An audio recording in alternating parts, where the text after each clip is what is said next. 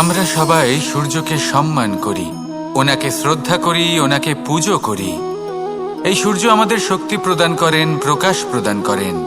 কখনো কখনো উষ্ণতা এতটাই বাড়িয়ে তোলেন, এতটাই তপ্ত করে তোলেন, আমাদের একথা মনে হয় যে আমাদের এই শরীর জ্বলে যাচ্ছে।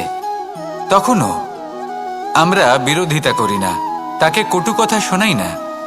আমরা সসম্মানে তা গ্রহণ করি। কেন কেন করি? কারণ আমরা জানি যে সন্ধেবেলা যখন সূর্যাস্ত হবে তখন শুধুমাত্র অন্ধকার বাকি থাকবে। ঠিক কিছুটা এরকমই হয় আমাদের মাতা পিতাও, যিনি আমাদের জন্ম দেন, আমাদের ভরণ পোষণ করেন, আমাদের বড় করেন, আমাদের প্রেম প্রদান করেন। কখনো কখনো তাদের মুখ থেকে কটু কথা নিঃসৃত হয়, আমাদের দুঃখ হয়, কিন্তু তখন আমাদের এটা বোঝা উচিত এগুলি নিঃসৃত হচ্ছে আমাদেরই মঙ্গলের জন্য। যেমন সূর্যদেব, উনিও উত্তাপ দিয়ে থাকেন আমাদেরই মঙ্গলের জন্য, যাতে ফসল পাকতে পারে, যাতে জল বাষ্প হয়ে মেঘ হতে পারে, বৃষ্টি হতে পারে, আর এই সংসারে নিরন্তর জলের প্রবাহ থাকে।